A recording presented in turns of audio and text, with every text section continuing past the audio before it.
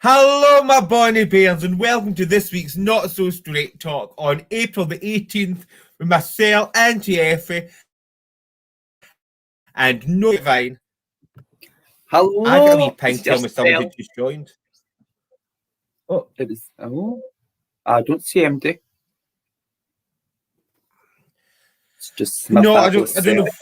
I think it was actually because I got a Facebook message. I think it's just the same sound for a Facebook message as it is for when someone joins. You either get a ping or Aye. Hello, Lewis. How are you?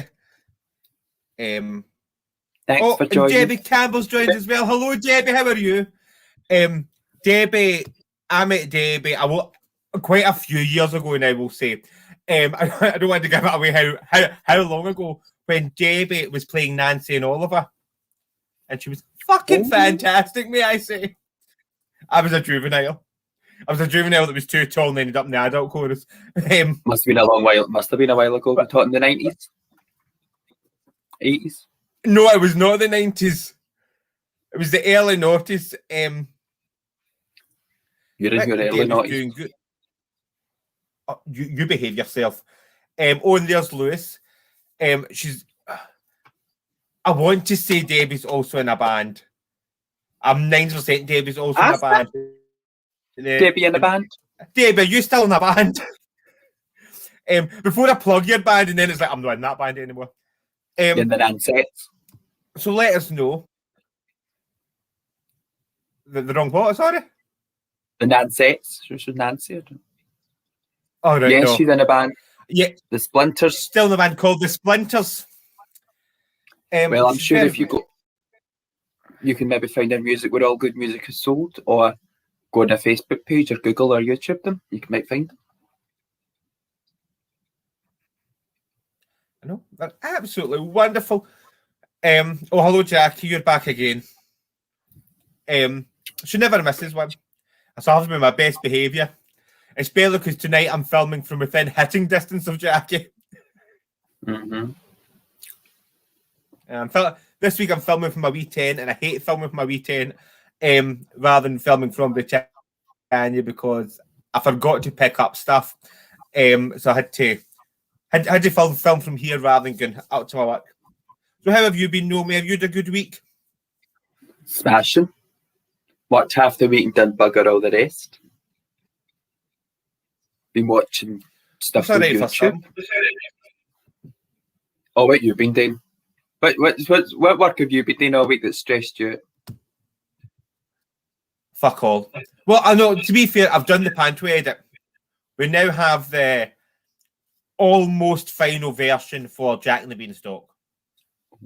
It's final in terms of this is what it will be until we start rehearsing it and realise that I've either cut something that I couldn't cut because it was covering a costume change or there was a reason for it being there, or we start rehearsing it and I'm still over my time limit. My husband's doctor said that to him. I think I've cut something I shouldn't. Oh.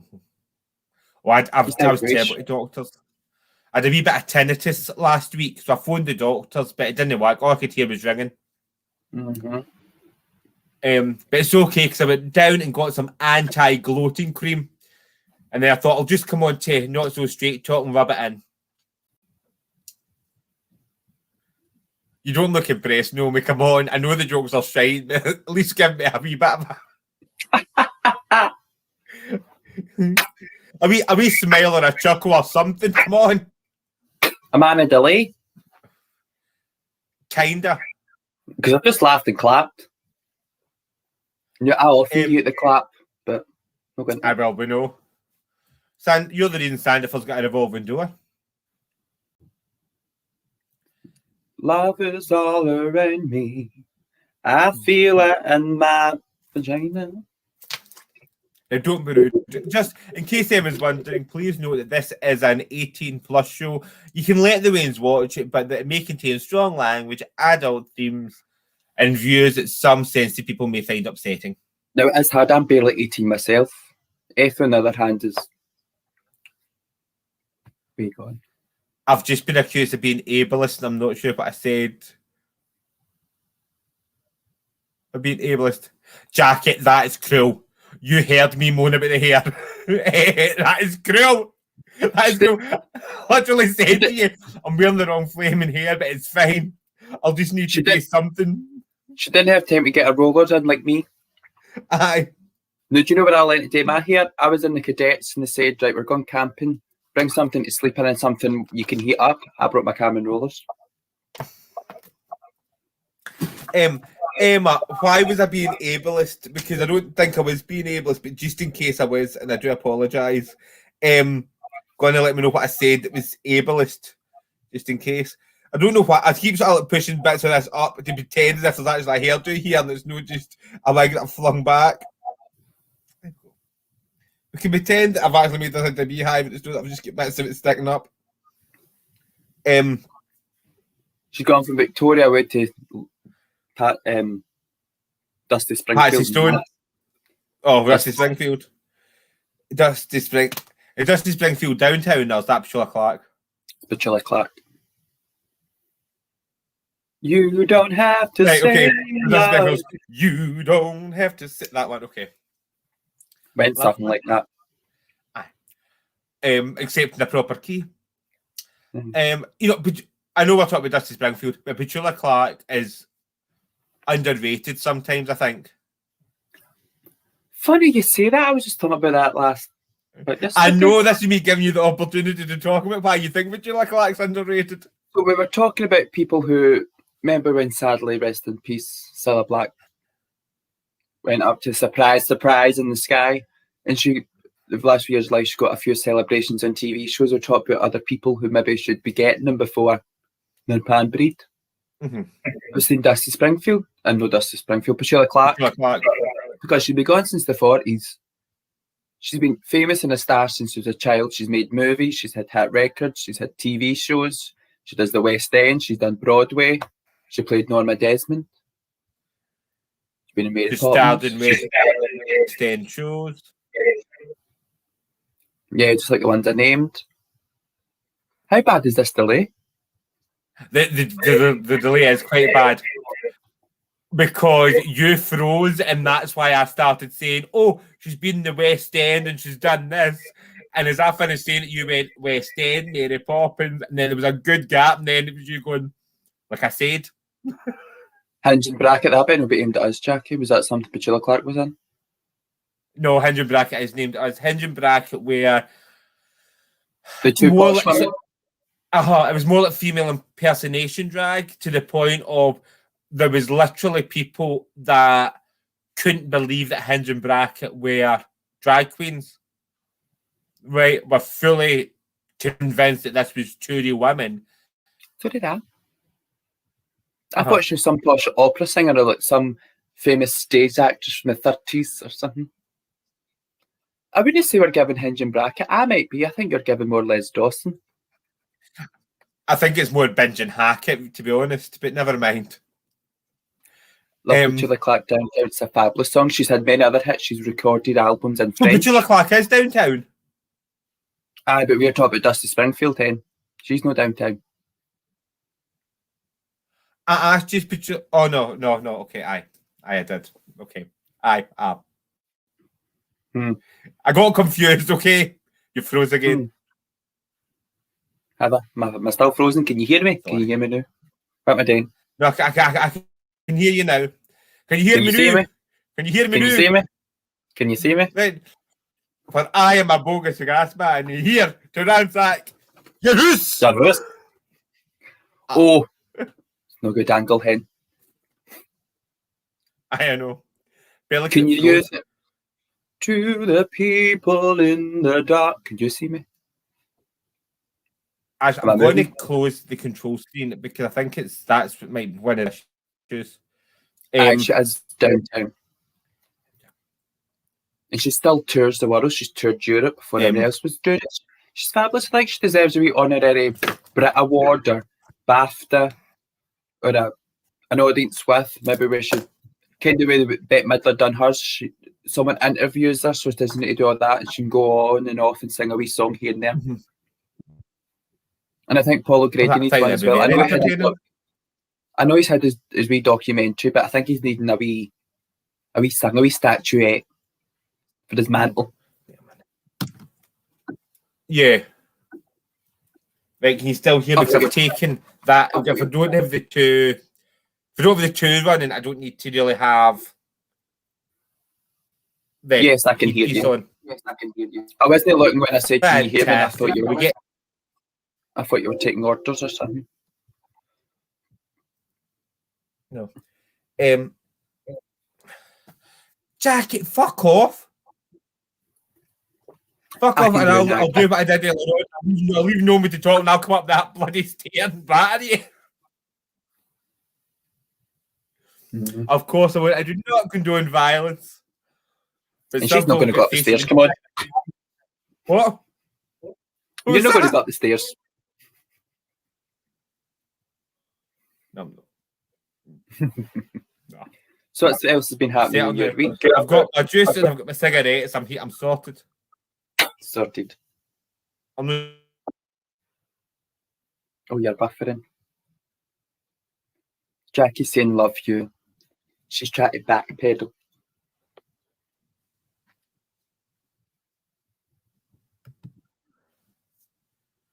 You're back. I'm not trying to backpedal. I'm trying to work out why my signal keeps going. No, you, Jackie's just put love you, tons of kisses. All right, okay. Also, Jackie sent my message about the prize for putting up Comport Race. Well, yes. And was like, the prize was offered generous, and I'm like, right. So just to respond here, the prize was 50% of the money made from the pond race went to the winner. That's why the prize was £100. You don't get any clappy prizes like you did in Surprise. Surprise, didn't have prizes, did it? Oh, I realised Dawson did. It's like, oh, you've won, and you walk away with a toaster. But don't forget, you get your checkbook and pen and all with your holiday for 12. That's blank. Did I say surprise? You think surprise? You said surprise. Surprise was I've no senior sister for 40 years. She lives in Australia, but here she is tonight. Is there a reason? That's what I thought. I was always wanted there to be an episode where someone's like, "There's a reason I've not spoke to her in 40 years." She's still got my good such a thing as phones, letters, carrier pigeons. If I wanted to talk to them, I would have. I went blankety blank. One of my favourites was catchphrase. I used to love that. I like catchphrase. Say what you see. Say what you see. I see fuck all. I see a big board with squares on it. The good one was always like, no, I don't. They all were kind of roughly saying the right answer, but in the wrong order, and it would just go through them all. It's like the catchphrase is a cat and a hot tin roof. Hot cat roof. Roof hot cat. No, come on, you're nearly there. It's like, and then there's like someone that keeps guessing and they're right, but they're not getting it right. And then someone that has no clue, because at the end it goes, cat in a hot tin roof. And it's like, everyone else has gave you that answer. Like, but the one where like it keeps on revealing the pictures and it gets a wee bit dirty. So all you see is his wee face and the hand going like that. Say what you see, I don't want to. Apparently everyone learned their Irish accent from catchphrase. Oh, they did that original presenter. Yeah, it was a say what you see. What do you see? What did you see? But Bullseye, I did enjoy. But have we had this conversation before on Not So Straight Talk, or was it something else? I think we just had it a bit private. All right, okay. Like Bullseye and Bullseye like to rub it in. You know, this is what you could have won. Oh, you've won £6.42, and it's going to take me the advert to can't out your change. Aye. I didn't always get the prize. There was like back in the day, there were horrific prizes. It would go between like, a new cutlery set or a speedboat. I'm like, that's great. I live in a scheme in Bellshill. I'm just going to park my speedboat up my drive and let it sit for 40 years in rust. Aye. Oh, a whole new set of garden furniture. I live on the 5th floor of a flat. It's still yours, love. It's still yours. And don't forget, you get your complimentary badge. Oh. You'd be stuffed bully. You've got stuffed bully, your checkbook and pen, or always the free crap you'll get with it. So, on that note, anyone that did buy a Duck for the Duck race will get sent a signed anti-Effie print if I've got an address for you. Talking about Bullseye, there you go. You've got new dart practice. I've got what? Dart practice. Well done. Oh, do you remember Big Break? Francis is asking, do you remember Big Break? It sounds familiar. It was Jim Davidson and it would be a snooker program. Jim Davidson sort of hosted it. See, at this stage, I find a weird trick shot thing. Or like behind the back. No, I find it hard enough getting balls in any hole at this age. I'm not going to start watching middle-aged men do it. Not happening. Nothing will rot your brain quicker than listening to snooker on the radio. Who's that? John Virgo, that was it. I couldn't remember. And I'd be in my head for the you're not getting man. Jack is asking if you've got I used to like the Generation game. Oh, you have to try and remember. Like, there's always a stuffed toy, so as long as you say stuffed toy, you know you've at least got one. I mean, I'm far too young to remember the Generation game. But I'm a big fan of Larry Grayson, and I know he done it second. But it was funny. But the Generation game went on until the early noughties with Bruce Forsyth. Was it Bruce Forsyth? Bruce Forsyth done it first, and then Larry Grayson took it over and finished late 90s. I was no Larry Grayson when I was watching it, though. It must have went back to Bruce Forsyth, or it was someone else. Maybe someone else done it, but the last I heard of it, it was Larry Grayson. It was after Bruce Forsyth.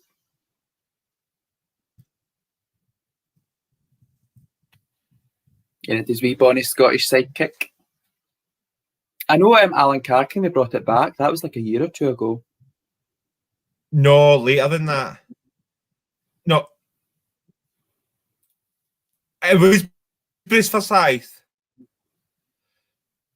So, Bruce Forsyth did it in the 70s. Then Larry Grayson did it from 78 to 82.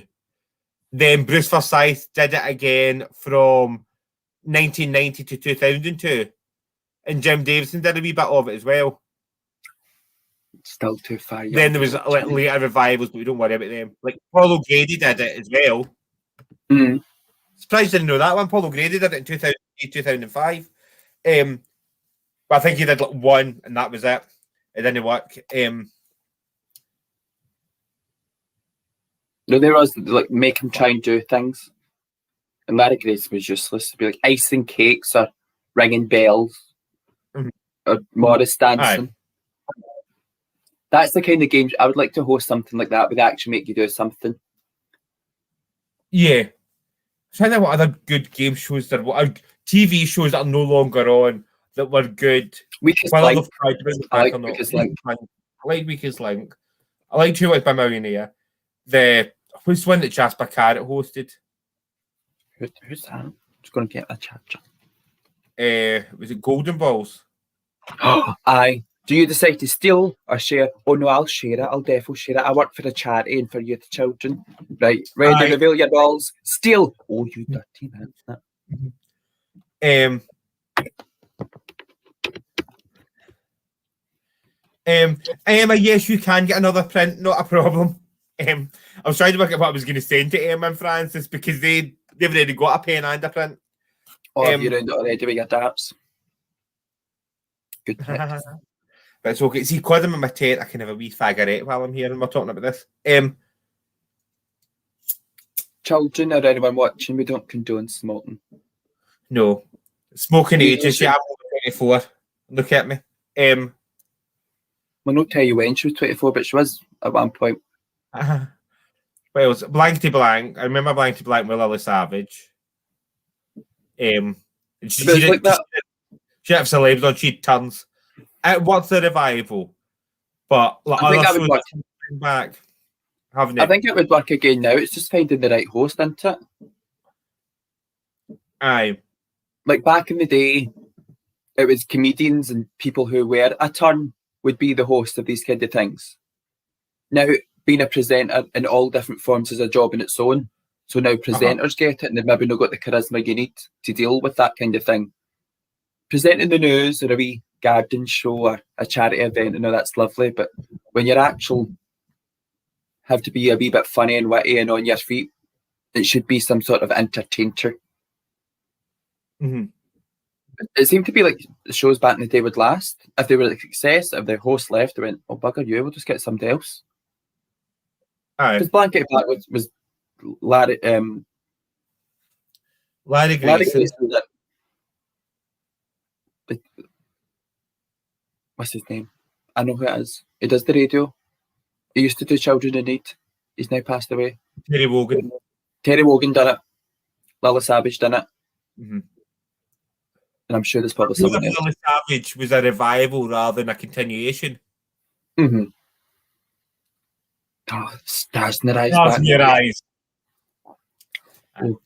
Tonight, Matthew, I'm going to be...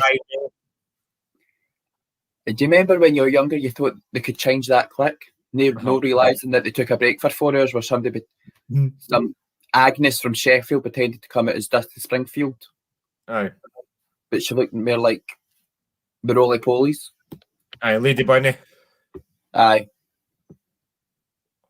And how did you discover that you could sound like Elton John?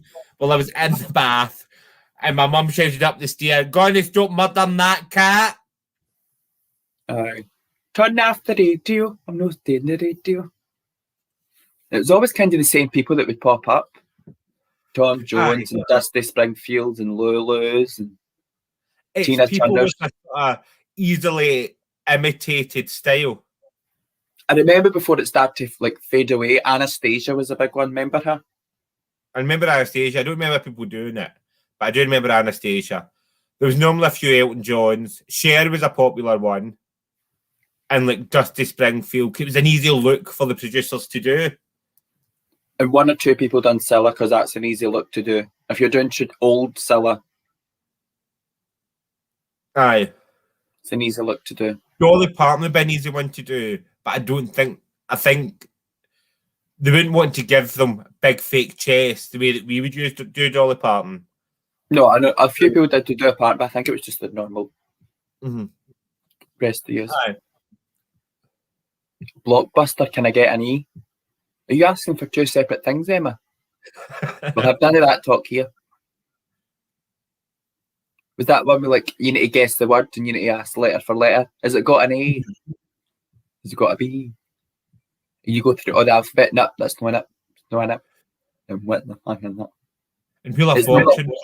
It's not got a T. It's not got an A. It's not got a B. It's not got a C. It's not got a D. I know that feeling. But what is that? Do you remember Wheel of Fortune? A wee bit.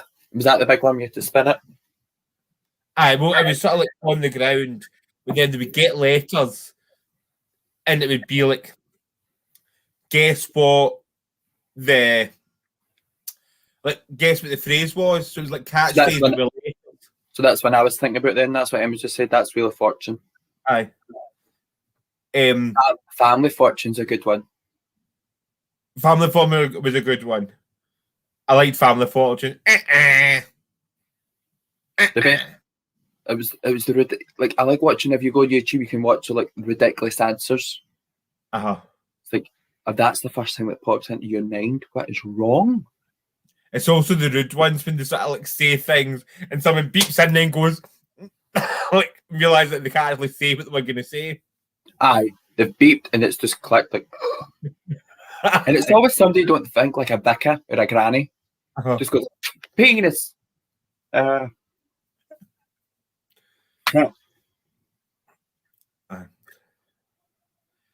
And when you got to the big money round, and it was you were against a member of your family, right? And it was well, they've already said that answer. Figures I've nailed. I don't bloody know. Aye.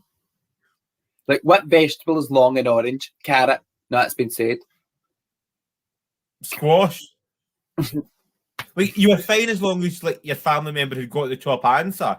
But if you're both saying the same thing and it's not the top answer, you're like, fuck is it then?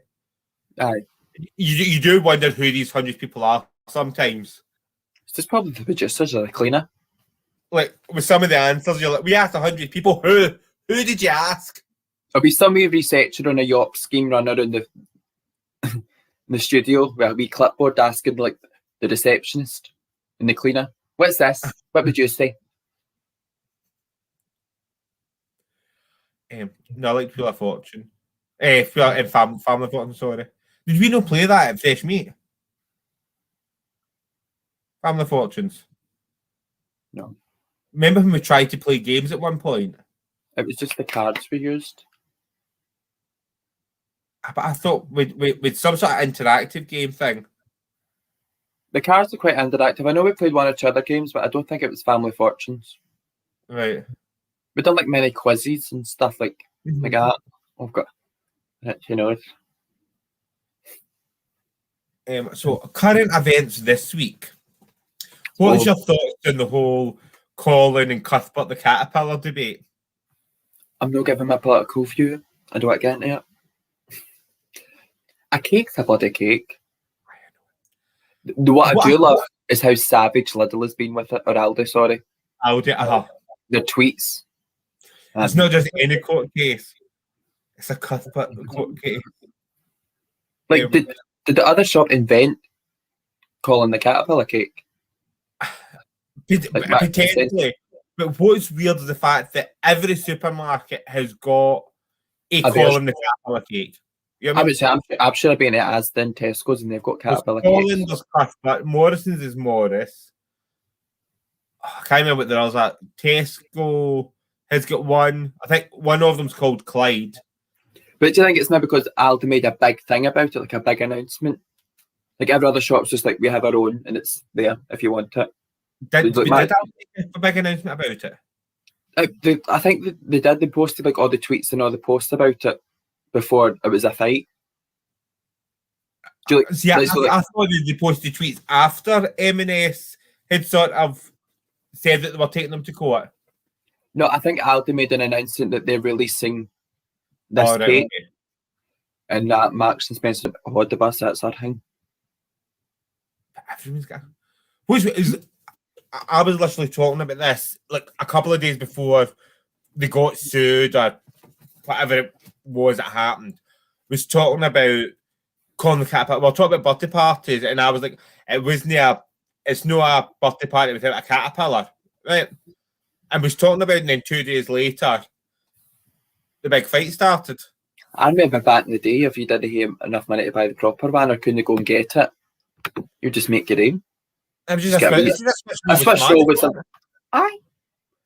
Do you know what I used to love back in the day? I don't know if it was just kids' parties. I was it as a child. No doing a Prince Andrew, don't worry. I am available for children's parties if you would like a drag queen entertainer. But you used to get the marshmallow and you dipped it in chocolate and you put the wee smartie on top. Oh, top hats. Did you ever? You don't get them anymore. You used to get the hedgehog with like the pineapple and cheese. People do that. People don't do that anymore. You get a Kit Kat and put the Smarties in the Kit Kat and make traffic lights. Did you know the traffic lights? No. Oh, the top hats and the hedgehog. Hedgehog. Like it used to be back in the day. You just made the buffets. Aye. Like sausage rolls, ham sandwiches. Aye.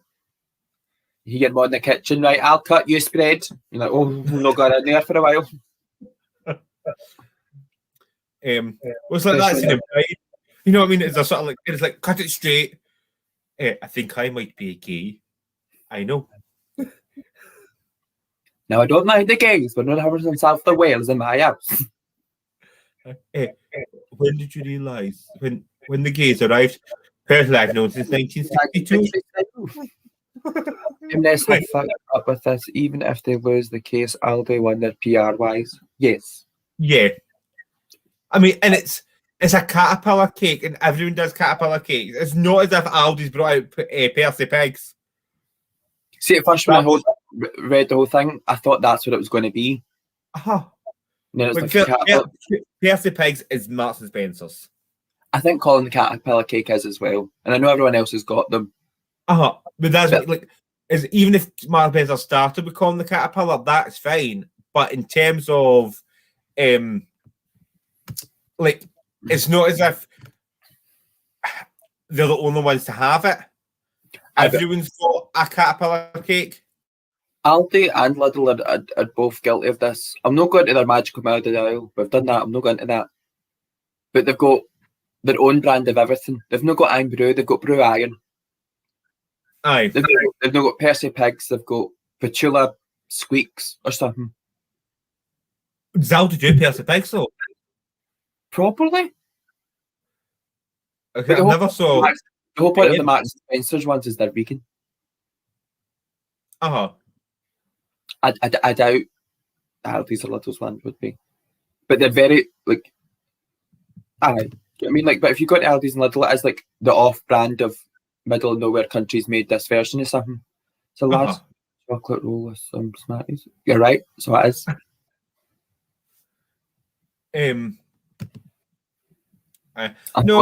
I love the price at Aldi, right? And I also enjoy the workout as they flings the stuff at you. No, do you know, I don't like, once you're in, you can't return, you need to go in the shop. There's only one way in and one way out.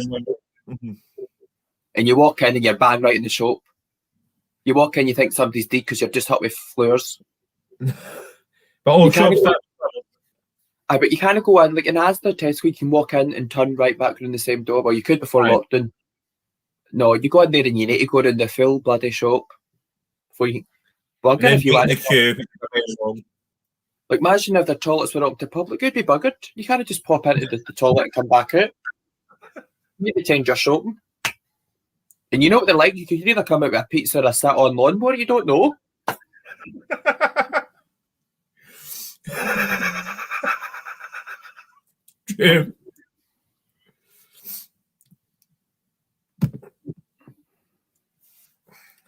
I don't know what they are. I've never heard of them either.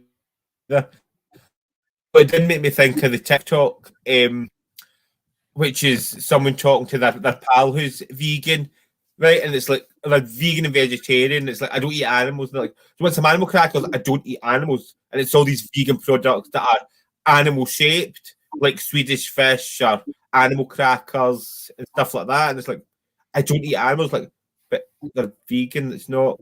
They're not actually animals. It's just like gummy bears and. Like, I don't get that. Like, I asked a vegan. I know one or two. I'm very cultured, and I asked, like, what is the, like, if you're vegan and you're vegan for health reasons, a different reason from being I don't like the treatment of how animals are killed, slaughtered, and all that, right? Then why is every vegan and vegetarian thing? It looks like meat, tastes like meat. It's a burger that bleeds. It's shaped like fish. The whole point is they don't want to eat meat. Why would I want to eat something that looks like a big punny steak? If you're going to do that, the same reason why lesbians buy dildos. That's just for pure pleasure. You don't need to be a lesbian to buy one. You know what I mean? Aye, but at least they have multicultural purposes. I can hang my wig on one. I can hang my jacket. When I put on a wee bit of weight, I can hang my ring on it. We're not going to that. You can also hang many other rings on it. It's multi-purpose. I've got one in my wardrobe. It is a lolly. Okay. So, might be out of date. My wee pals in my work got me. I don't know what that says about me or what that says about them. Maybe they felt you needed it. I mean, look at my face. Anything else been happening this week? Other than the obvious thing that happened yesterday. No. Anything else been happening this week? The other actress died. Oh, Helen McCrory passed away as well. That was sad. Peaky Blinders and Harry Potter. And of course, many other things. She's had an illustrious career, I'm sure. She was very big in the National Theatre. Mm-hmm.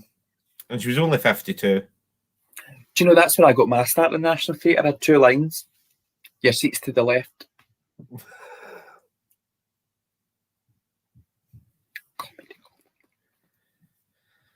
Hi, more like UK Gold. Oh, look at that.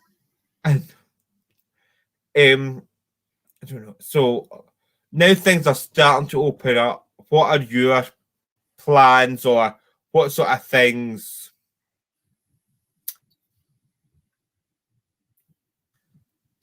or thinking about for when things reopen? Well, obviously we've got all our things that we've moved that we need to do, that we want to do. Mm-hmm. So we've got that. And just, I think you've been stuck in like, I think lockdown showed a lot of people that maybe people who are aged to retire think, oh no, I'm not ready yet. I think it's been in lockdown and it's been not your choice and it's been took away from you that you can't do things. It's like, I'm willing to give everything and anything a go within reason.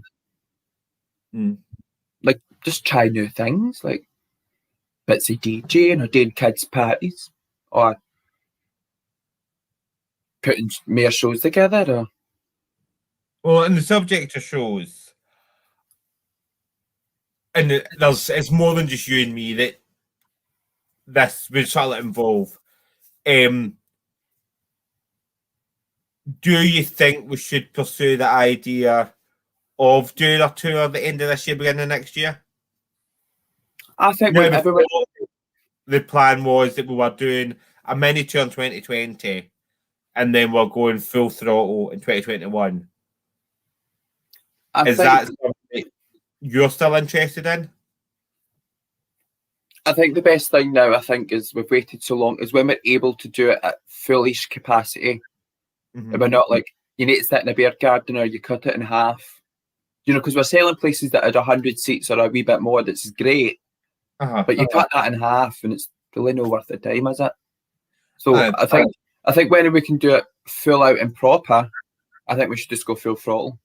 Because I think people are begging for entertainment and I think they enjoyed what we do and we want to do it. And we've got so many great ideas to do it. We know how to do it. I think we should just do it. Right. So on that note, please let us know in the comments where you want us to visit, i.e. towns, cities, like what towns and cities you would like to see us in. And if you know...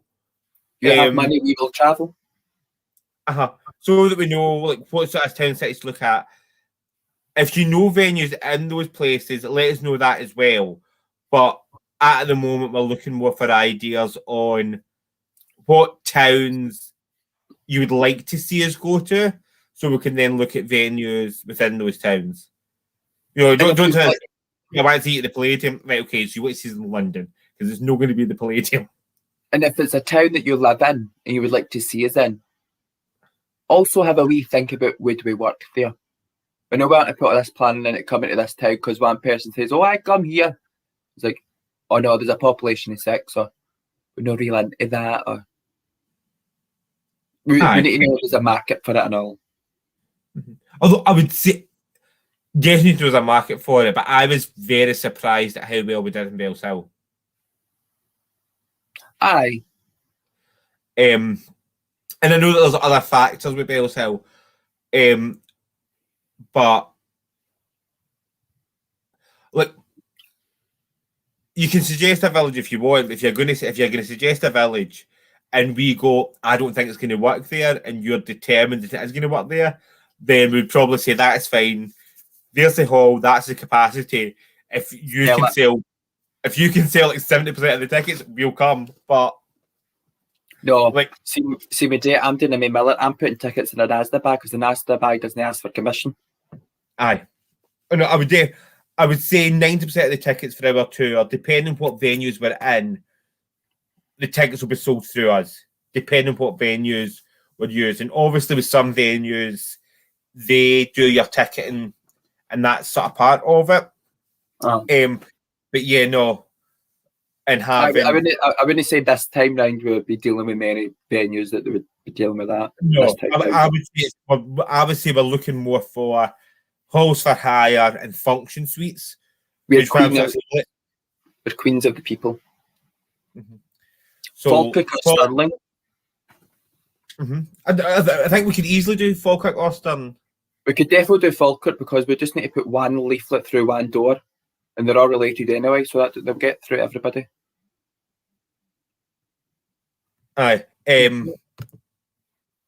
Oh, sorry, I clicked the wrong one. That one. That is a point that we've been making for the last couple of years, and that's what we do a lot of the time.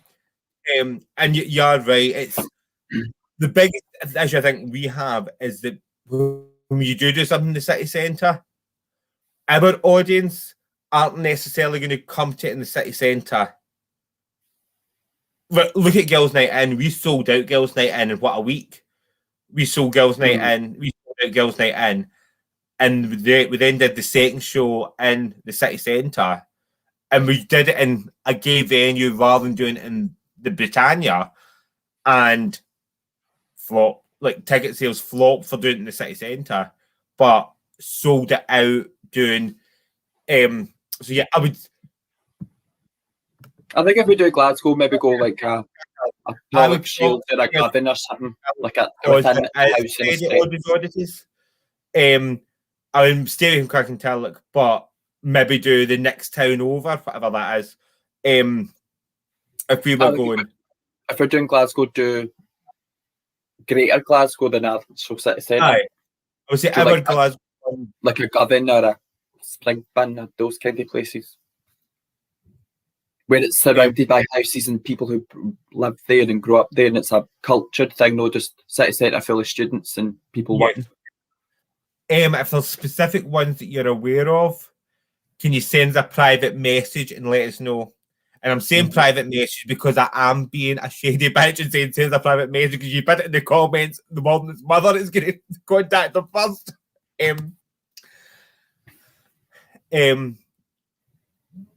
So yeah, we're looking for like towns and villages that you would want. Whatever show it is that we take, I have my personal preference of what shows I think is most likely to be what we take. And so do I, and I think we're probably in the same boat. I think probably the show that we should have been doing last September, cutting it in half and taking it out. Sub-Zero sequence. Right. What were you thinking? It shows like that. I didn't think it was that long to get cut in half. I thought it was only like a 2-hour show. I think the Sub-Zero sequence that we were doing for when we were meant to be opening, when we thought Intent was going to open up, but we couldn't really. Britannia's capacity was cut to a level that it wasn't worth people hiring it and booking it in. And we were meant to be in every Saturday night doing Sub-Zero sequence, so that sort of Funny Girl style show. The running time for that was 3 or 4 hours because it was like you know what I mean? Because it was all these different sections with these sort of bar breaks in the middle. Definitely good 2 hours. But like, so the Sub-Zero sequence show, 45 and a 45 and a break in the middle. It's already rehearsed. And we didn't re-rehearse, but it's already rehearsed and all planned out. It's what I would sort of see taken, which has got like a musical section or Divas section. What else do we have in it? Decades, you know. A wee bit of everything. It gives us more freedom to do more and try new things as much as, and more things we may enjoy. So there's more options there for everyone in the audience to find something to gravitate towards that they might like. Yeah.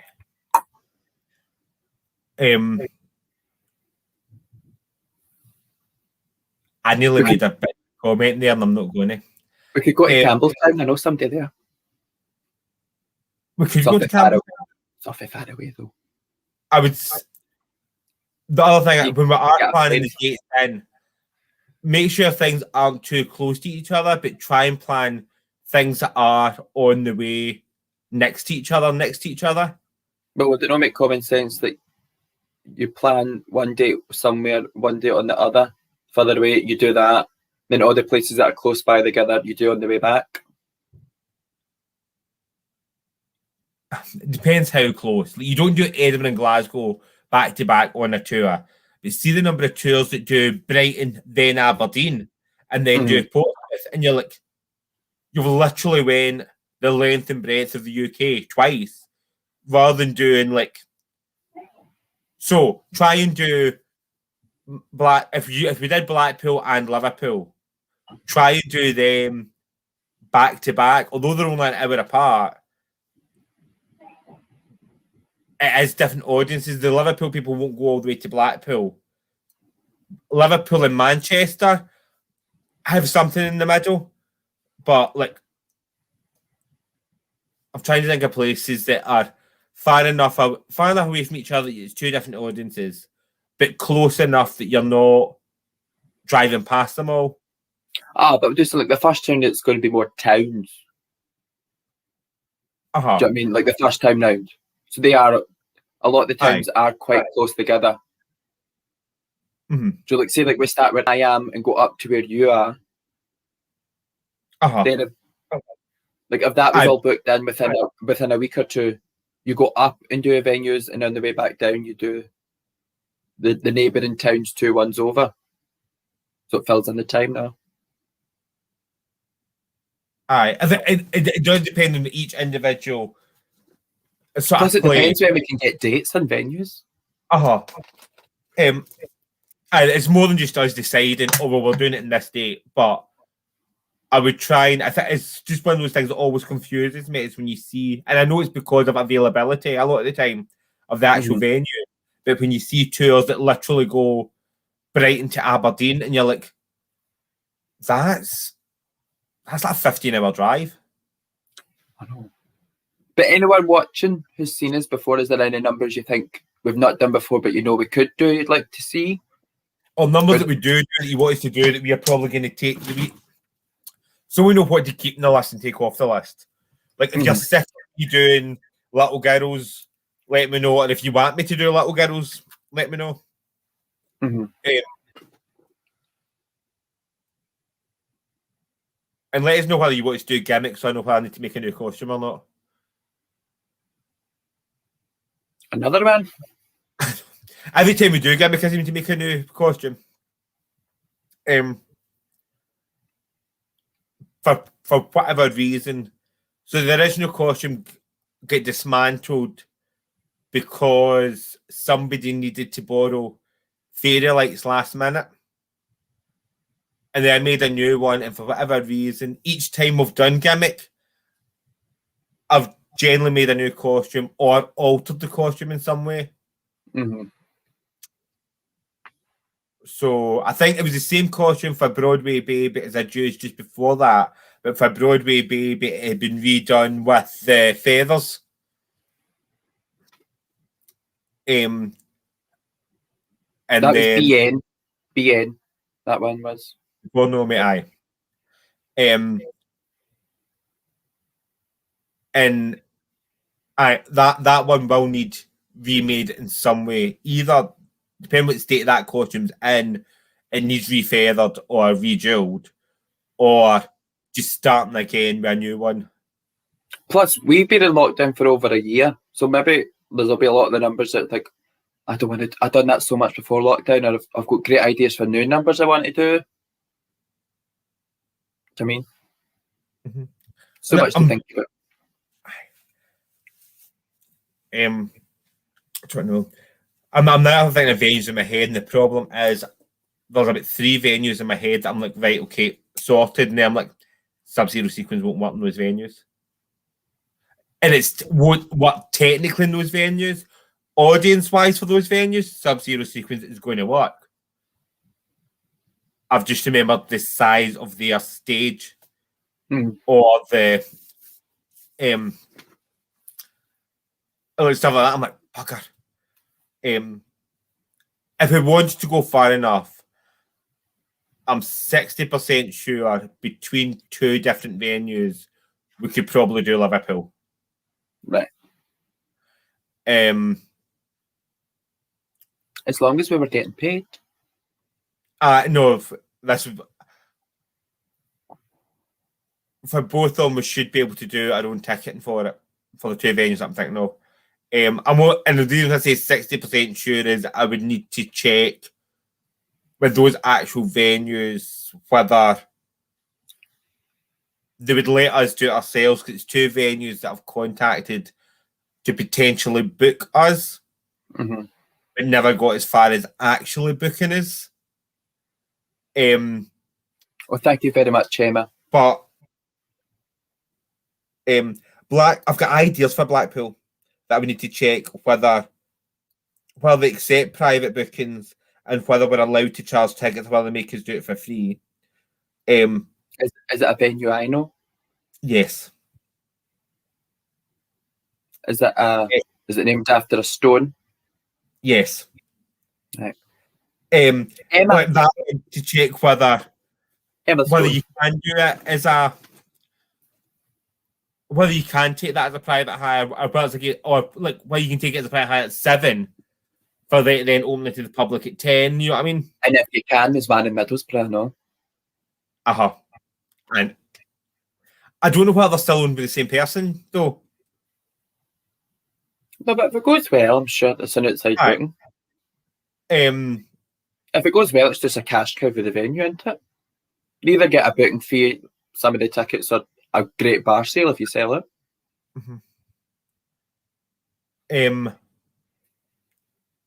Trying to think, is there any towns that you would like to visit? I would like to go to like all the major cities or round about them. Do you know, maybe we can't do the major city centre or near the city centre now. But like, I think there's a lot of places that ordinary people you wouldn't think of that I think are cash cows, like going to like a Sheffield. I think it would work there. Like a Derby, a Carlisle, all those kind of places, you know, like they're not really a bustling big city or known for a big party life. I'm like, our audience age range, that's where they live. And there's a lot of pubs there.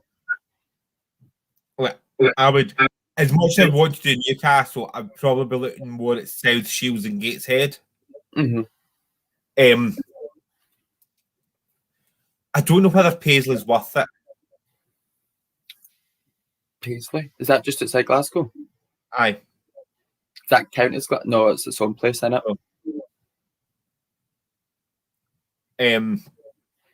Emma, I've been saying this for ages. Well, a day, but no, you've been talking about that Carlisle's apparently a good night out for a while. I think Carlisle would work because I've no heard that anyone ever been in Carlisle. A lot of the places, I think the biggest issue is going to be knowing where to advertise and how to advertise. Do the best. See, we go back to Benidorm first. See all the English tourists that go to Benidorm, they're all from these little Sheffields and Derbys and all that. Yeah. That's where we would work. I think we would work anywhere because, you know, like, just because you're old and middle-aged doesn't mean we're your cup of tea. You could be a 20-year-old jazz queen that loves us. It's just building up that audience and the reputation first for the bigger venues like the GAY or somewhere like that, a big, massive venue to take the risk on you. Yeah. I think you do look at our audience and as like weird. Not weird. We pull in all sorts. But as much as I would say, yeah, my audience / our audience is menopausal straight women. Right? We work for them because of the style we sort of do. We do appeal more to a money audience. People who are willing to spend money. Audience as well, who will pay ticket price to come and see a show. So I was trying to read the comment. I can see you're trying to read it now.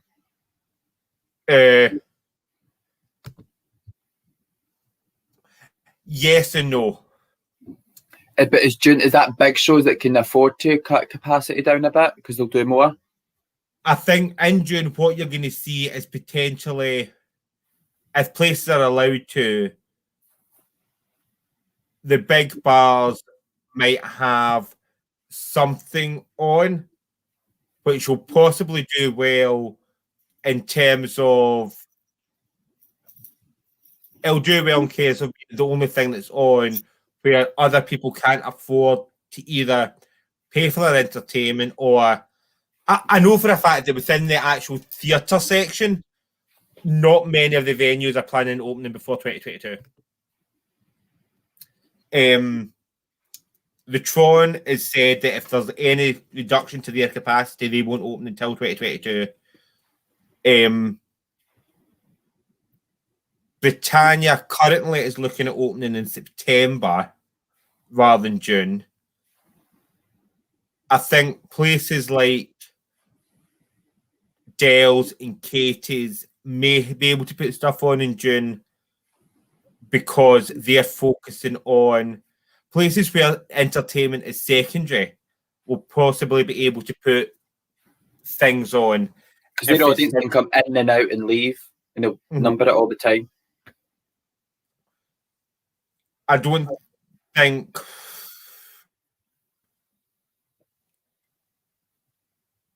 it'll be interesting to see what goes ahead and what doesn't go ahead in terms of in June what can happen and whether I think for a lot of it's optimistic, but there is things that can work in June, providing that things go the way they're expected to go at the moment. Mm-hmm. But I wouldn't put one of. I would have us working in June. I wouldn't try and put one of our shows on in June. If someone wants to book us and they pay us the fee regardless if it's 4 or 44, I'll shove my mask on a binity and take my temperature. Like, sorry. I would. Things like, so don't get my everything that we need to do at some point in this year. I don't see being able to don't make everything in June. I think it's more September time or holding off till next March and just making it next year's comedy festival show. Mm-hmm. But that involves a discussion between us, the venue, and also working out whether a 2-year delay on a show is going to work for ticket holders. Mm-hmm. Like, would ticket holders rather see the comedy festival show at the comedy festival, or do they just want us to do it quickly and get it over and done with? Maybe over and done with. In lockdown, you get a wee bit bored and you start buying stuff, so maybe they've got other shows that's like, it's wrapping up now. I've not got enough time in the year. That's what I'm saying. I think there's definitely something you could do in June if things open in June, depending on what venues open. We've got other shows we can plop in June, and we've got other comedy. We've got a backlog of things that we could put in the comedy festival. It could be something that we've already decided we'd like to do, or something completely new. It could be if we don't get everything before the comedy festival. Mm-hmm. But it's shows that we're meant to be in this year and next year's comedy festival that would go in anyway. So there's options. I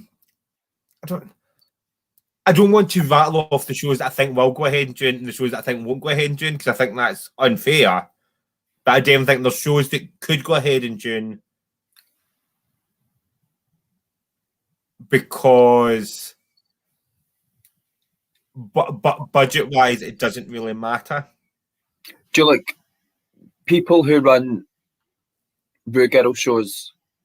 They will pick a venue that's a large venue that they could slice, maybe not in half and quarter it, bump a wee bit extra onto the tickets.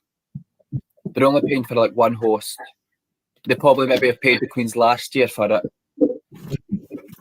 So they'll add on a few more extra dates, so they'll make their money back on cutting in half. Mm-hmm. But realistically, we're not going to be able to do as many dates the first time in because we've got jobs and we pay for it ourselves. Mm-hmm. So we'll be doing less dates in smaller capacity venues that if you cut in half, financially it's not worth 3 of us doing it and possibly paying for a tech person. Uh-huh. It's like, with what we're doing to Bells Hill,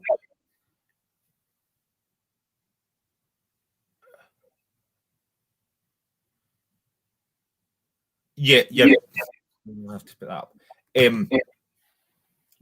Yes. That was when live entertainment is allowed, it doesn't necessarily mean. So yes, when pubs were open indoors, they weren't allowed background music or live entertainment. When live entertainment is allowed, if there's still capacity issues, so things like a pub show that's relying on bar sales, so places like Keith and Dale's, their shows may come back in some forum when live entertainment's allowed before, where they're not paying for the entertainment and it's literally a bucket show. If someone wants to do it, those things can sort of come back. But things that require, things that are budgeted on a capacity issue won't necessarily happen as quickly. Mm-hmm. So Ambassadors Theatre Group will probably open with their tours. So the Kingdom Theatre Royal will open with some of their tours because they've got contracts they need to fulfill. But self-produced things which require a specific audience capacity may not come back as early as that.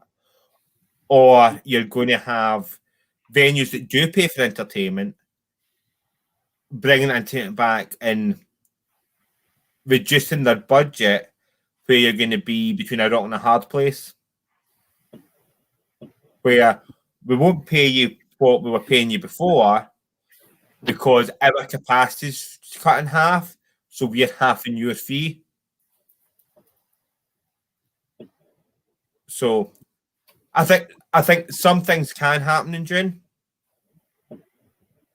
I don't think it's going to be oh yeah, things open in June and everything's just going to be back. I'm also concerned about what shows do come back and how much they stick to the regulations. Because we already saw it before when there wasn't meant to be live entertainment, but certain things were allowed. People across the UK trying to bend the rules to fit, rather than trying to bend what they were doing to fit the rules, or trying to bend the rules to fit what they wanted to do. Mm-hmm. So you like people doing sort of stupid stuff and like finding some sort of like obscure, like, oh, you can be in a work bubble of 30. Right, okay, that's fine, but rather than working out what's the best way of doing it and being protected by the work bubble of 30, they were then trying to increase things to get their work bubble to 30. Weird. I think that was only the work bubble thing. But I remember that a sort of conversation. It was all based about finding an excuse to do what they wanted to do rather than looking at what they've been advised to do and making it work that way. I think all of us who work in the same like cabaret or even the same level of performance circuit, we all need to wait till things open back up to see what the playing field's like. And I think it's one of the things where we're all going to have to, at some point, bite the bullet for the better good of us all. Just because you can doesn't mean you should. But you know that's going to happen. It's not going to happen, but this is me saying, if a venue says you can do this and you find a loophole where you rip it out it. I don't want to say any names. For example, if a show that was running and there was these restrictions and the person running that show went, I don't think we should be running that show like that just now. Let's hold off 6 weeks until the next sort of level, just to sort of keep it safe and make it fair on everyone. I think there's definitely a lot of people who shouldn't be doing it that would try and jump in and do it instead. Does that make sense? So, right, so if we had been the plan for Britannia to open this Saturday night, I was doing Sub-Zero Sequence last year when that was the plan to open until they sort of changed it. Had we still been planning on doing that, and Judith wanted to open and retail and actually, with what the restrictions are and the fact that no one can really do anything, let's hold off 6 weeks until we hit this stage. You can guarantee that there's going to be someone that'll kind of go, well, I'll do it, who won't know what they're doing in terms of the regulations or how to run a show. Because there's more to run a show than just turning up and pressing a button.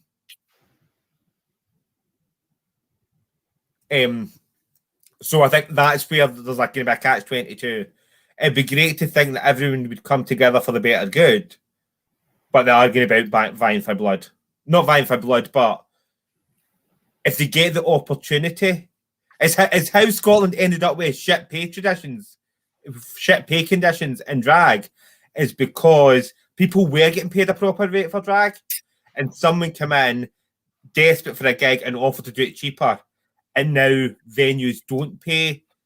A lot of venues don't pay what they were paying for entertainment services because there's always is someone who'll come in and go, well, I'll do it for this. There also is other factors, but that is a big factor. And that's more coming from someone that can remember what it was like 10 years ago. Who was going out 10 years ago, what it looked like. And I'm not saying that it's necessarily bad what drag in Scotland's like now. And there is lots of benefits to the fact that the scene has got bigger and more diverse, etc. But there is also more of a... I'm trying to think of the word to use. I don't want to use the word. There's a lot more hobby drag queens now who are taking work away from professional drag queens and not understanding the difference between doing it as a hobby and doing it as a job, and then being confused when someone else says, well, I get such and such for doing this. I think drag has just become a victim of its own success in certain places. I mean, it's also coming from Queens not to like sound all like gloaty. Like we've went round other countries, England, right? Who's out of Scotland? Those queens in cities such as Blackpool, where it's entertainment central, they don't have a different drag queen every night of the week. All of them, some of them do. She's the one drag queen, but they're given a fee. They're given somewhere between £150 to £250, roughly. And also, it is the fact that back in the day, drag was probably seen less as an art form and less respected. So less people have done it. But now it's been successful and it's more accepted for things. People have saw the art in it, so people do it more as artistic freedom and expression, where some people do it for, it's my job. I train. You can't train as a drag queen, but you train as an actor, or you work as... I'm not, like, don't get it twisted. I'm not saying that. But there is a sort of difference between people who pay their bills doing this or pay some of their bills doing this and people who, while they just want to cover the cost of doing it, I'll just save extra pocket money.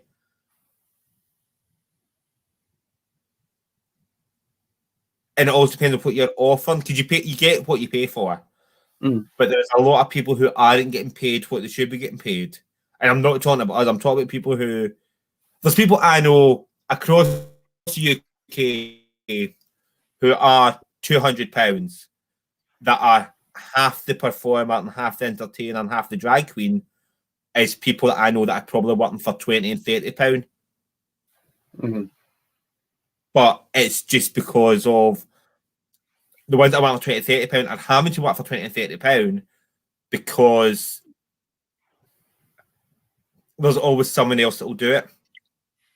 I think it's a big generational thing as well. It's like no one, I don't think a lot of people, obviously there is, right, you can't just generalise, but I don't think people do it out of spite a lot. It's just the fact that when you're... Any of this happened out of spite. I think it's been circumstance of people trying to get into this industry. I want to do this industry, finding a way in, but have not I don't want to say shot themselves in the foot, but they've got, when they reach the level of success required, because they were, I don't want to say because they were doing it for cheap. The ones that are doing it for cheap, for lack of a better term, there's always another 50, 18-year-olds that decide they want to do drag because drag has become popular. That sometimes if you're going to fight back,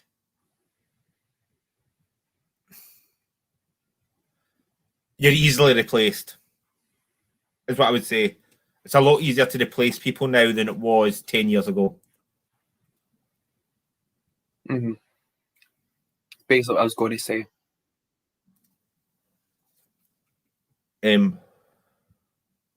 But as like a generational thing as well, because when you think about it with social media and everything, anyone can be an Instagram model.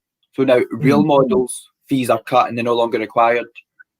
Because drag has become, it's went from career to you can do it a career or a hobby. It's like anything, like skateboarding more popular, so more people do it as a hobby. Also, we're not going to pay for a professional skateboarder to come and teach a class. There's a wee boy who's pretty good in the park. We'll get him. It's like a dancer. Do you know what I mean? She went to local dance for 2 years so she can run a dance empire and choreograph all this and that. Maybe. Or a TikToker who does the dances and does them. What? No, you'd froze for me while you're talking about dance skills. Yeah. No. But there's a lot of dance skills. Mm-hmm. I was going to say, like TikTok and the people can do the dance expertly. So now they'll be classed as celebrities who turn up and do tons or are now eligible to teach dance classes and workshops and master classes. I'm like, no. Like, I don't grudge anyone making their money or getting a living or experiencing and enjoying life and doing new things. It's just, we've all got ourselves into a catch-22. Do I mean, like I was going to say before, like, because it is more of a hobby now, we've all been in that situation where you start and you don't know where to start. There's no magazine you can pick up anyway and say, oh, looking for a drag queen. The only place to start, because no one starts deserving 250 quid. No. So, like, there'd be professional singers and dancers who go into it who have got the skill level amazingly but don't have the personality or the look and the hair and all that together that I'm not paying you 200 quid, right? So you need to start somewhere. So we all fall into that trope if you want to have doing, and a lot of these people have started shows out of the kindness of their heart to like give somebody to perform, and we've all isn't there that used to be there, and people don't get the opportunity to. The opportunity to grow isn't as big anymore. Mm-hmm. So previously, with things like drag mothers, for lack of a better term, with drag mothers, new performers could be taken under the wing of a successful person. And you did have a couple of years to be doing bits and pieces under someone's wing and them sort of supporting you. Whereas now, because there is so many, okay, that's fine. Because there is so many drag queens now, I don't think people always get the time to grow and develop that they used to. So I just think, especially because I think Glasgow there's an awful lot of multi-performer shows. So whereas before you would get a gig, say, once every sort of 3 months, and you would have a couple of years of being a baby queen and doing bits and pieces and being able to watch and grow, performers are now coming in and thinking that if they're not booked once a month at one of the 3 or 4 multi-performer shows, they're having to be bigger than they are before they're necessarily ready. Does that make sense? Mm-hmm. All right, okay. I think it's just drag has got the new reinsurgence of the drag scene and of drag in general in Scotland it's so new that it's just growing pains. Because I've only been doing drag 5, nearly 6 years, and when I started, there's only 3 or 4 of us that would start each year. Uh-huh. And I had time to be horrible at makeup. I had time to do numbers bad. I had time to grow and take my time and learn it and really figure out who I am and what I have to offer and listen to advice of more experienced queens. Where it's I feel like if you don't come out and you're not physically the best, you don't get respected enough, or you're not given a chance all the time. Or it's so easier now to come out straight out the gate and be the it thing, the buzz, the name on everybody's lips. Whereas, like, do you know what I mean? So within the last 5 years, I've noticed that. So it's growing pains of something I think we just need to go through and figure out along the way how we get it back. But that's what you had the opportunity to have, like, bad makeup or for a number not to work, and it didn't have much of an impact going forward. I feel like there's an awful lot more pressure now for new queens. If a number doesn't necessarily work straight off the bat, there's 20 other queens to take their place, which I think is unfortunate and unfair. And they don't have. If you're not perfect straight away, you get like tossed to the side or ridiculed.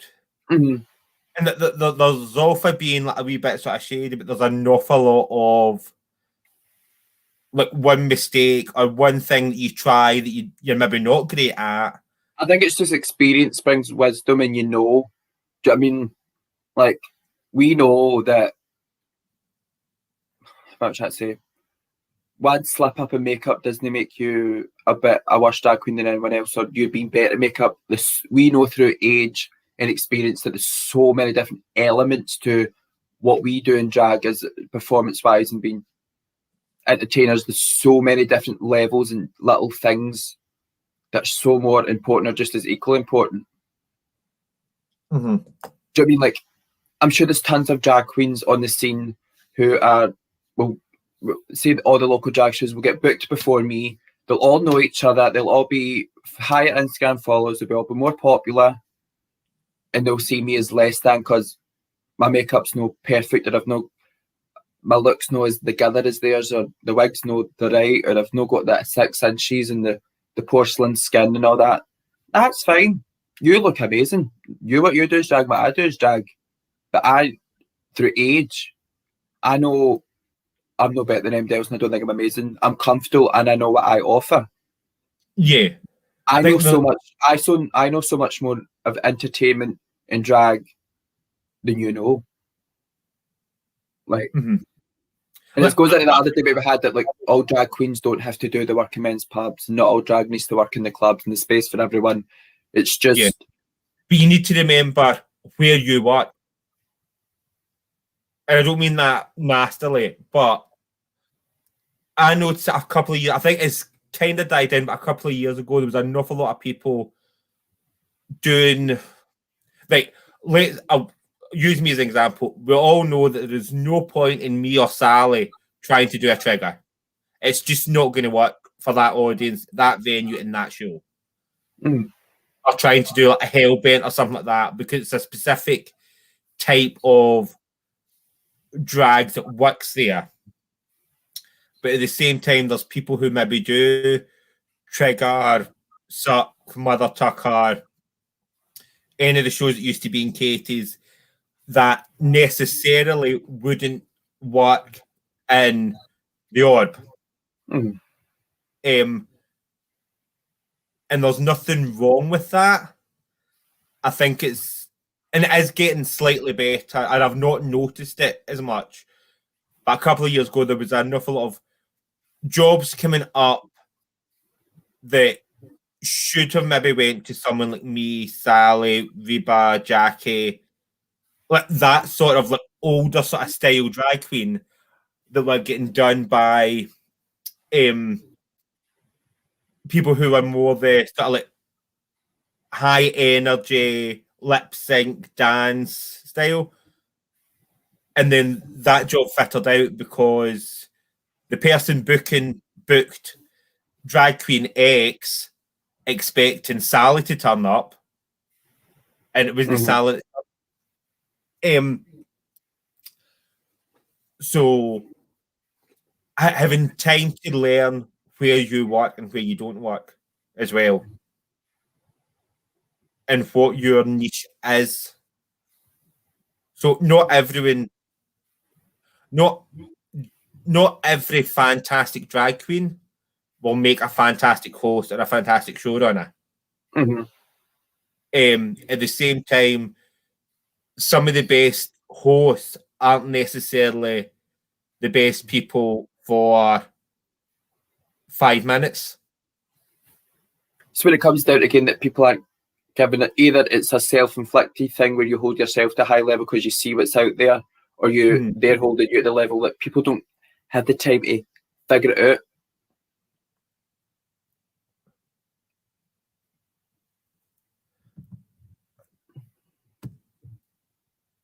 So I'll put that one up so you can read it. Yeah. I've read it. Oh yeah, okay, that's one.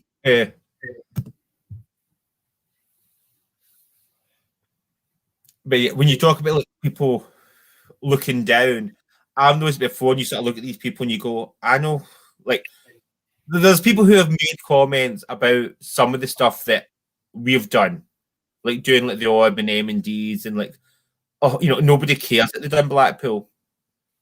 Like that, you don't need to care. But I know how much we made doing those shows, and it's not all about money. For one night is the equivalent to what a lot of people are spending 2 or 3 months to make that. But because we don't do every week at one of the multiple shows, people look out, I'm not that successful or good. Yeah, but we can sell out a show in the right venue. We can have people sit in a bar from 4 o'clock in the afternoon until 10:30 because we are due on at 9 o'clock. It's like beauty and success is in the eye. Before is that overran? Matt? When I was saying about that woman that sat in the West End show bar from 4 o'clock because she knew we were on at 9 and wanted a seat, and we didn't go into 10:30. I'm like, we were ready to go on at 9. So the person before us overran. Aye. I think it's just success is in the eye of the holder. It's like what you want to achieve and what you want to do and what you see as success. Yeah, Shigo, that's what we mean. Like people are expected to do it and people think they can do it all. And whether that's coming from personally someone thinking, oh, I need to do this, and this to be successful, or whether it's other people telling them they need to do all that to be successful. There is this sort of you don't get the time to build up and grow. And there was a lot of shows. There's a lot of shows that seem to start, and I made a comment about what's all these baby queens think they can start shows. Not nastily, but just in terms of people who'd literally been doing drag 3 months, all of a sudden were hosting and running shows. And the response I got back was, well, because none of you will give us a gig.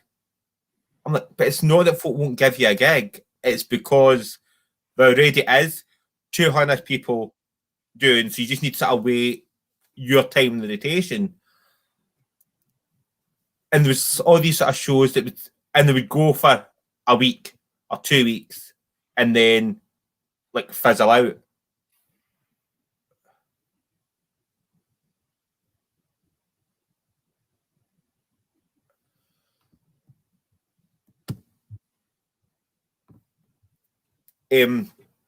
But if you're not good at that, there's things that you are good at. If that's not one of them, that's fine. And as long as So as long as you now realise that, then you don't take those bookings. Mm-hmm. If that makes so, like there's bookings that are inquiries that I've had in where someone's asked for something, I've been like, I'm not the right person like to do that, but contact this person or that person. Like I think it's probably a bit more sisterly together towards each other as well. Started like agreeing to them because I found a way to make it work. But the number of requests I get in last year looking for it should have been me at their wedding, and I'm like, look, I don't lip sync, and however, and at that point I didn't really like the song, but it's grown on me. I'm like, however, Sasha Blaze does, it should have been me. Sherry Trifle does, it should have been me, and that's the original one to do it. That's so I look like I know a wee bit in it, and a caftan and a red wig. Aye. Like these are the people that are like they're good at doing it. There's a couple of like requests I've done for it, and I've went, okay, these are your options. So I can either come as pissed off mother bride / wedding guest. I can do it as the drunk auntie. You know what I mean? There's other options like the many wives option, which is extortionate. But like if someone booked me and said, "Oh, can you come and do a Lady Gaga night forward?" Oh, that's the one, share one. Okay, share right now. Yes, I can do a share number, right? But a venue contacted me and said, "Hey, can you come and do a share show for us?" And I went, "No, I don't do share. Like I may sing a share song, but I don't." What they were looking for was actually someone to come and do 45 minutes or an hour of share. But however, Chad Michaels. I'm like, contact Missy J Cockshaw. I'm sure does share. Mm-hmm. A couple of other people that I mentioned, and I also put it on my Facebook. Is any of the drag queens on here that do share and then pass their names over? Right now, it may never come to anything, but I would like to hope that further down the line, if they got offered something, you know, it swings and out, and it was like, I don't do that. However, Auntie Effie does it, or the Vesta girls do this, or no, I totally agree. Like something I want after lockdown is to get to know all the queens better. I want to have a working relationship with them all. That just because one succeeds doesn't mean there's not room for us all, or just because one succeeds doesn't mean you're failing. Like I don't know Shigo very well. I'm sure she might have heard things about me, or I've heard things about her, or we don't talk to each other because we don't know each other. I would like to know all these queens because it could be the thing like I could get offered a gig that she's perfect for, or she could find something that I'm perfect for, or I could have a show that would bring her in, or she could have a show that would bring me in. One drag queen success, if we all come together, is all a success. Yeah. If we all have that mindset, you know, it is cutthroat and you do need to get gigs and all that, but at the end of the day, it's just I would like that after lockdown is to come together more as a community and fix what problems are there together and deal with it. Point in she going somewhere and doing macaroons, right? I was trying to think of the most obscure number that I do that's like me, right? And I'm only using Shigo because Shigo's there as an example. There's no point in Shigo going and doing macaroons, and there is no point in me going somewhere. I can't even think of a Shigo number that I saw her do. She does a bitch mix or a Katie. Is it Katie Price?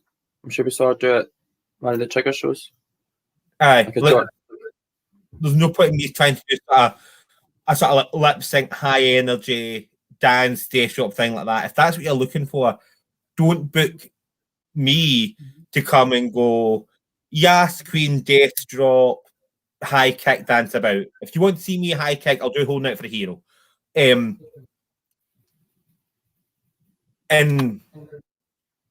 there is things that I've suggested other people for, and there's things that I've been suggested for, because I did a hen night for someone who was because, oh, I can't do it anymore. Asked me if I could do it, and then contacted me and said, I can't do it. This person is available, and that worked out well. There's a couple that we've done that we've ended up with other bookings because of like that. Because I don't want to say know what you're stick to your lane, because that's not what I mean. But know what you're doing and know what you're good at and what you offer, and you'll get further. Mm-hmm. It'll be fine. I do think we'll be interested to see what happens when places reopen, especially with things that have happened in the last year. Mm-hmm. I think it'll be interesting to see some of the dynamics when things reopen. What pub in Blackpool were you in? And I'm going to put that up because I know that this is broadcast on multiple things, so someone might not see that comment. What pub in Blackpool were you in? Because I'm trying to work out if I can work out who it was that was doing the show, doing the quiz and doing the show.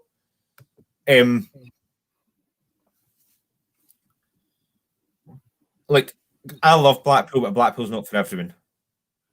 Oh. I love doing my shows at near the bar. It was a pain in the arse because you're doing it in the middle of COVID. And I literally, see if Liverpool turn against the Scots, right? It will literally be my fault because I think anyone that was in at that show when I was working Liverpool for a month, right,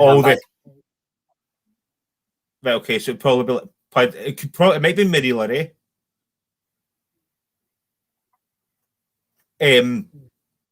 But a lot of them, all they heard was me going, sit down, because that's what the rules were. I had to remain seated, blah blah blah. Right? I'm like, eventually they started realizing I don't want to be standing here going, sit down, right? But that was what I had to do, and it was really enjoyable, but also a kind of a nightmare. Hi, Sharon. Hello, Sharon. Sharon. How are you? How's Victoria? There was a point to that. Don't know what it was. But every city's got a different. Like, it's amazing how every city's got a different layout of how drag works in their city. Yeah.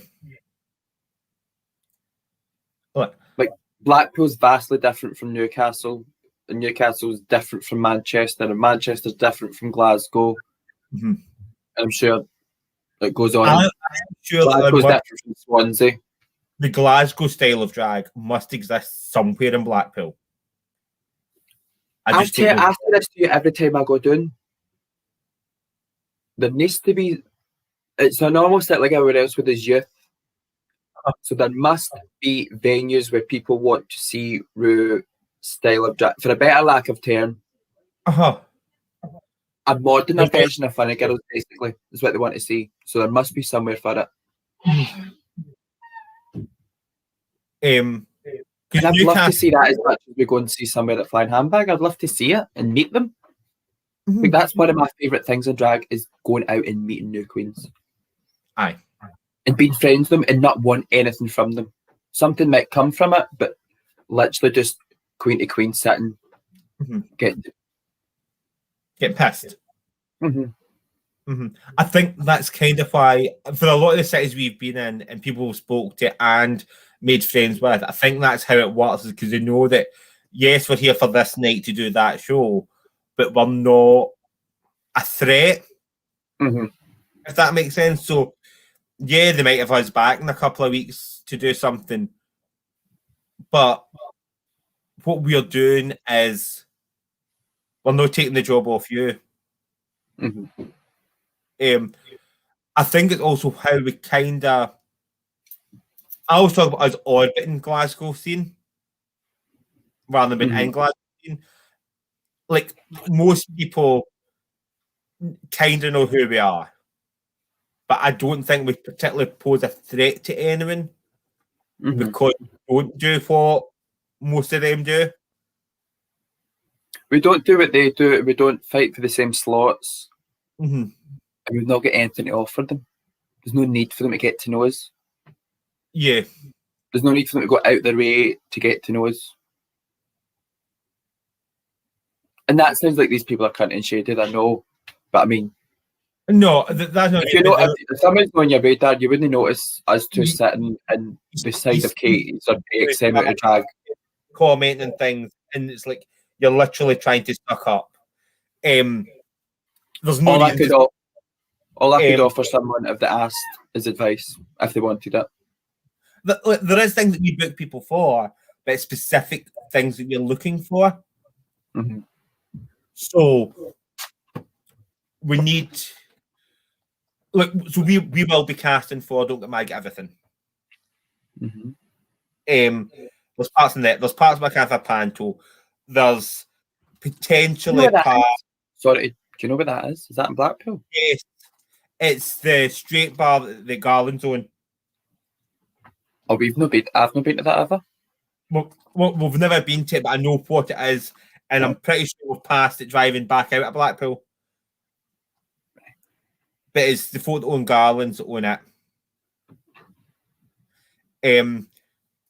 And Tilly Thrills performs there, because we sort of like say to Tiffany about some. Tiffany sort of said something about Tilly being there and drag queens, and I went, "Oh well, just let us know. If you don't need us in here and you want to send us down there one time." And she's like, "No, they will only let Tilly in." But the customers, she was like, "Nah, they'll only let Tilly in." It was a straight bar, and there was the Like Tilly and the Like Tilly show. She was like, "No, there's no point in another drag queen." Next time I'm just going to go in full drag. Just order a pint and sit down. Oh yeah, bloody think so. You can take my pint, but you'll never take my freedom. So I don't know. If you had a choice, what is the first when everything reopens? If I would say to you, where do you want to go? Where's the first place that you probably want to go? But just to visit? Aye. Probably Blackpool. Blackpool or Benidorm. Aye. Blackpool first. I meant in the UK. Blackpool and Newcastle, then Blackpool first. Aye. Just sort of like thing, like in general. So like, when everything's open and entertainment's back, and most of them, right? We're off this weekend. Or we're off this sort of like start of the week. Fuck it, we're not doing it. Let's go away for a couple of days. Where's the Blackpool? Feels like Blackpool. No, for a couple of days. Don't like it too much. A day or two. What? A day or two. I'll be overnight. It is. No, but I mean, so if you think of like the weeks that you're off, Monday, Tuesday, Wednesday, say, right? And sort of going, right, okay, let's go down on Sunday afternoon and come back up Tuesday morning. Or even come back up like on Monday, depending on what we're doing.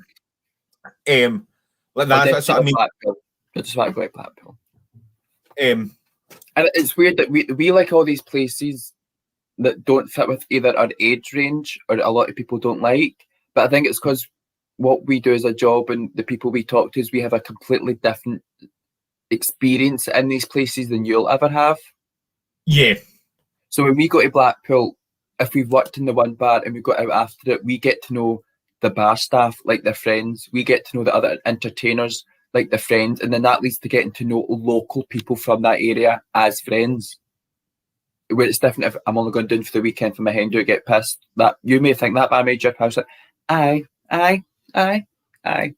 No, we're actually like in the smoking like, this is a fucking riot. What's this all about? I'll see you later when they're the one that the drag goes out and way to come and sit and talk to you. We get most cities we go to, we get to enjoy that aspect of places. After we'd worked in Blackpool, and then I was down for something. I think when I went down, like just before sort of Christmas. For the sake of it, probably. Boredom. What? For the sake of it. Aye, probably. And like I knew what bars I was going to, right? And you were actually able to sort of like talk to people. Where I know there's a lot of people who could go to Blackpool every year, but wouldn't. They go back every year, but when they walk in, no one's going to actually know who they are. I bet we've always went to Blackpool off season though. I kind of want to see what it's like on season. I don't know if I would. We're seeing the same thing, just quieter. But we're getting into bars which are locals or regular visitors to Blackpool.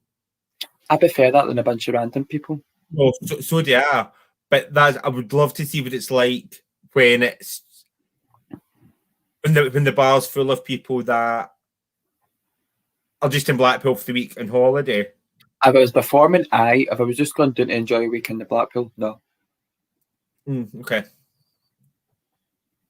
Because I enjoy the aspect that the pub's always kind of half empty or just full, and you can talk to everyone. And it's like you're having a lock-in, but it's still legal hours. Or you can actually still get in everywhere. You don't need to like, oh, well, we can't go to Garland's anymore because it's height of season, we're not getting in. Or we can't go there. Like, I prefer that. No, so I just think it'd be interesting to see the difference between. Because other than the amount of people, I don't think it'd be different. Because everywhere we went where there's been a Queen, they've done a show, so we're basically seeing the same thing. Yeah. Other than the lights being on with a few more bodies, my mum came to Blackpool and got me this T-shirt or Kiss Me Quick T-shirts. We're not missing much, I don't think. No. I still promise that I will take you at some point to Liverpool. Although you're a jinx when it comes to Liverpool. Every time you're meant to come to Liverpool, it gets locked down. You're just scared in case I say what real glamour and talent is. They've already got Miss Tiara and Brenda LeBeau and Shania Payne. I said real. I don't know. I don't even know where I would go out in Liverpool. I know that I would definitely go to the Navy, but I would go to the Navy just because I know people in the Navy because that's where I was working. But I'm like, if we were going down, we would do what we normally do. You Google and you just try a few places, or somebody tells you to go somewhere, or you plan to go down in a month, and through that full month of not going there, you've heard this bar appear and you've heard that place appear, so you just go to it. And either you like it, you hear one drink and you bugger off, or you stay for a few years. And I'll take to my because I feel like bar hopping is sometimes better because you might find a wee hidden treasure. Like when we went and saw Marie Launay in that wee straight pub at the front of the ocean, that's a great night. I know. I loved the Mitre. That's nothing. We would never have Googled that. We would never have went there. When we done Panto in Dunfermline, there's a wee pub behind the street. There's a wee workman's pub that one day we just went to after a show.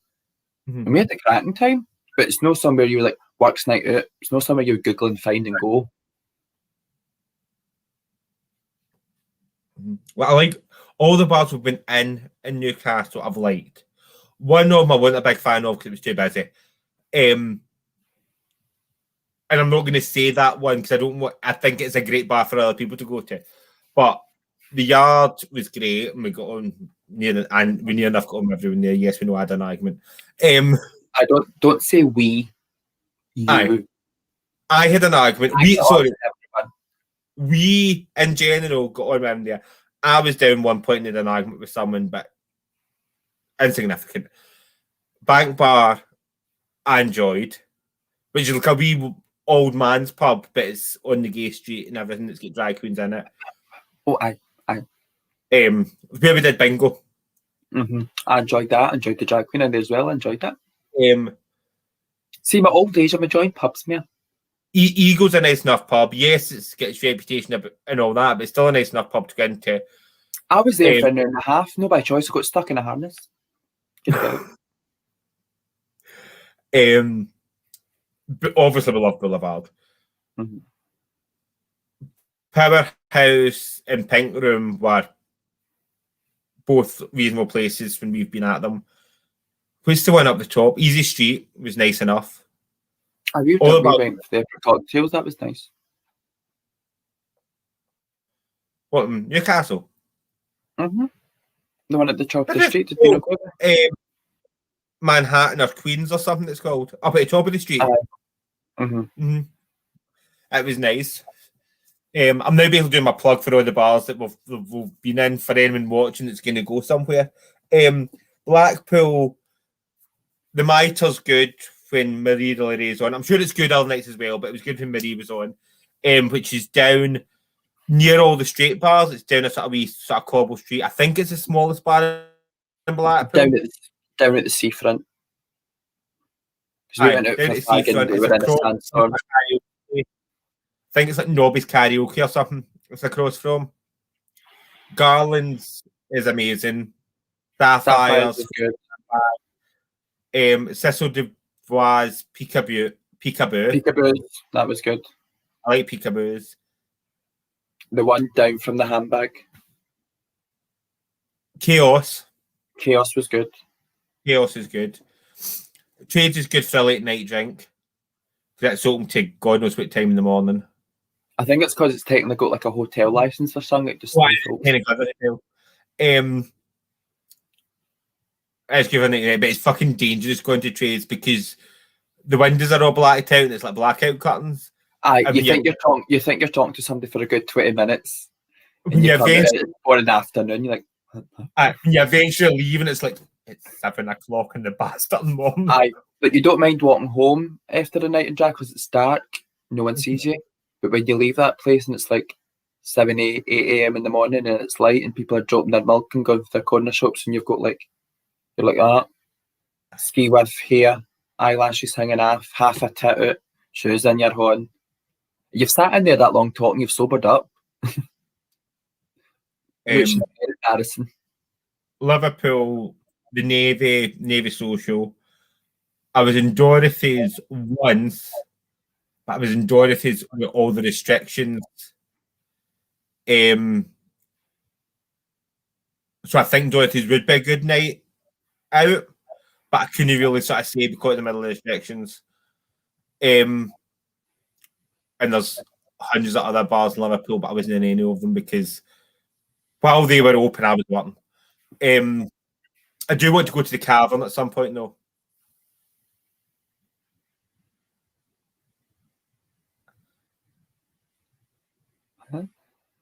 The Catholic Club. I'm trying to think about the Catholic Club. I thought the Catholic Club was further down, like round the corner from Garland's, but there might be one further up. I thought I was taking that literally. What? Like, is that like a Catholic club? Probably. It'll be the Catholic version of the Old Troll, probably. Do you know the problem with a Catholic club? You can never get a seat near the door because they always sit there because they're scared there's a collection going about. Right, are we going to wrap this up? Because it's still been 2 hours. I can if you want. I'm just yapping. I need a bag and I can't smoke in my room. All right, okay.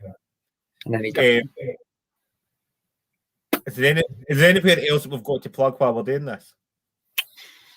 Glasgow, just all the usual haunts. Speakeasy, Underground, Katie's, Dale, Polo. Any new ones that might open in the future?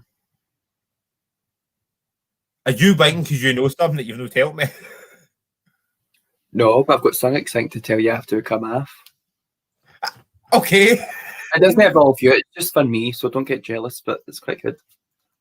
All right, okay. Did you see that? Did you see that dope there? She can't be happy for me unless she's getting some with it, clearly. No, I can be happy for you, but I also remember how bitter you got when I was working in Liverpool. I just wanted to go, wasn't it better? I don't know. Well, no, of course I will be happy for you. Just see what it is.